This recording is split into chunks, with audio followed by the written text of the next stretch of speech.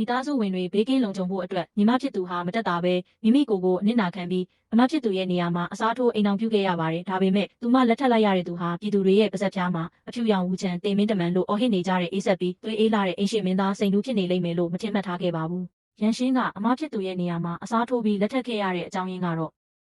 မနေ့တုန်းကသူမဟာဖခင်ဖြစ်သူရဲ့စကားဝိုင်းကိုမတော်တဆချောင်းနှားထောင်မိခဲ့လို့ဖြစ်ပါတယ်။လက်တလုံးမှာမိဖုရားကောင်းကြီးကအမိန့်တော်ချမှတ်ပြီးသူမတို့အိမ်ကတတိယမြောက်အမကိုစိန်တူးနဲ့လက်ထပ်ထိမ်းများပေးဖို့စီစဉ်ခဲ့ပါတယ်။ဒါပေမဲ့တတိယအမမှာစိတ်ကူးပုံဖော်ထားတဲ့ချစ်သူရှိနေခဲ့တာမို့စိတ်ဆိုးဒေါသထွက်ပြီးစာတစောင်ချံကသူမရဲ့ချစ်သူနဲ့အတူဝေးရာကိုထွက်ပြေးတိမ်းရှောင်သွားခဲ့ပါတယ်။ဖခင်အိုကြီးဟာဒီသတင်းကိုသိလိုက်ရတဲ့အခါမှာတော့သွေးတိုးတက်သွားပြီးဒေါသအမျက်ချောင်းချောင်းထွက်ကမေ့လဲသွားခဲ့ပါတယ်။နောက်တနေ့မင်္ဂလာဆောင်မဲ့အဖွဲ့အိမ်ရှိကိုရောက်လာတဲ့အထိတတိယအိမ်မဟာပြန်မလာခဲ့ပါဘူးဖခင်ကြီးဟာဘရင်ကိုလှည့်စားခြင်းဟာကြီးလေးတဲ့ပြစ်မှုကြီးဖြစ်မှန်းသိတာကြောင့်အိမ်ကအစီကံတွေအားလုံးကိုလူစုခွဲပြီးမောင်းထုတ်ခဲ့ပါတယ်တမိသားစုလုံးဟာငိုယိုကြပြီးသူတို့ခုချိန်မှာမသေးခြင်းသေးကြောင်းပြောဆိုနေကြပါတယ်ရန်ရှင်းဟာမိသားစုပျက်စီးသွားမှာကိုမကြည့်ရတာကြောင့်အမဖြစ်သူရဲ့နေရာမှာအစားထိုးပြီးလက်ထပ်ဖို့ဆုံးဖြတ်လိုက်ပါတယ်ရန်ရှင်းတယောက်မင်္ဂလာဝတ်စုံနီနီကိုဝတ်ဆင်ပြီးအိမ်ကနေထွက်ခွာဖို့ပြင်ဆင်နေချိန်မှာပဲမိခင်ဖြစ်သူကအပြေးလွှားထွက်လာပြီးတားဆီးပါတော့တယ်စိန်တူးဟာလူတေကုန်းထဲကနေတက်လာတဲ့သူဖြစ်ပြီးညီအဲ့ဒီကိုရောက်သွားရင်ကောင်းမွန်တဲ့ဘဝကိုဖျက်ဆီးရပါမလားလို့ငိုယိုပြောဆိုပါတယ်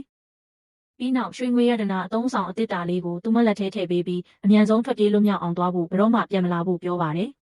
ဒါပေမဲ့ရန်ရှင်းကတော့မိခင်ဖြစ်သူကိုအေးအေးဆေးဆေးပဲပြန်လည်နှစ်သိမ့်ပေးခဲ့ပါတယ်။စကားပြောပြီးနောက်ဖခင်နဲ့မိခင်ကိုနှုတ်ဆက်ကစိန်တူးရဲ့အိမ်တော်သို့ဦးတည်မဲ့မင်္ဂလာဝေါ်ရင်ပေါ်သို့တက်လာခဲ့ပါတော့တယ်။ဒါပေမဲ့သူမလုံးဝမထင်မှတ်ထားတာကတော့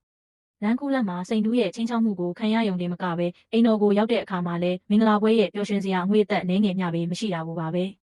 သူမဟာမင်္ဂလာဦးညရဲ့ဘေးဒုက္ခကိုကျော်လွှားနိုင်ခဲ့ပြီလို့ထင်နေချိန်မှာပဲစိန်တူးဟာအခန်းတကားကိုဝုန်းကနေတွန်းဖွင့်ဝင်လာပြီးသူမကိုချင်းချောက်စကားဆိုပါတော့တယ်။ရန်ရှင်းဟာသူ့ကိုထိတ်တိုက်ရင်ဆိုင်လို့မရမှန်းသိတာကြောင့်အလိုက်တင်ပဲလေတန်လျှော့ပြီးတုတ်ပြန်လိုက်ပါတယ်။အိမ်ရှိမင်းသားပြောတာမှန်ပါတယ်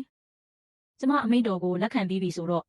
အိမ်ရှိမင်းသားရဲ့ဇနီးကောင်းတစ်ယောက်ဖြစ်အောင်တဘာဝကြကြနေထိုင်ရမှာပေါ့ရှင့်ကိုအကောင်းဆုံးပြုစုစောင့်ရှောက်သွားမှာပါ။ဒါပေမဲ့စိန်တူးကတော့သူမရဲ့အဲ့ဒီအကွက်တွေကိုလုံးဝအကန့်မခံပါဘူးထို့နောက်နှစ်ဦးသားဟန်ချက်ပြက်ပြီးခရင်ပေါ်သို့ပြိုင်တူလဲကျသွားခဲ့ပါတယ်အဲ့ဒီအချိန်မှာအချိန်တွေတောင်ရက်တန်သွားသလိုခံစားလိုက်ရပါတယ်ဒါပေမဲ့လည်းစိန်တူးကတော့ရက်ဆက်ခတ်ထန်တဲ့မျက်နှာပေးနဲ့ပဲရှိနေပြီးအိမ်ရှိမင်းသားရဲ့ဇနီးစစ်မှန်ဖြစ်လာဖို့စိတ်ကူးမရင်စမ်းနဲ့လို့ပြောပြီးတာနဲ့တကားကိုဝုန်းကနေဆွဲပိတ်ပြီးအခန်းထဲကနေထွက်ခွာသွားပါတော့တယ်နောက်တနေ့မနက်စောစောစီးစီးမှာပဲဟောက်ကျက်မေကအလောတကြီးအပြေးလွှားရောက်လာပြီးမနေ့ညကဝါတော်ထဲမှာလူသေးအလောင်းတစ်စုံတွေ့ရှိခဲ့ကြောင်းငါရောက်အကြောင်းကြားပါတယ်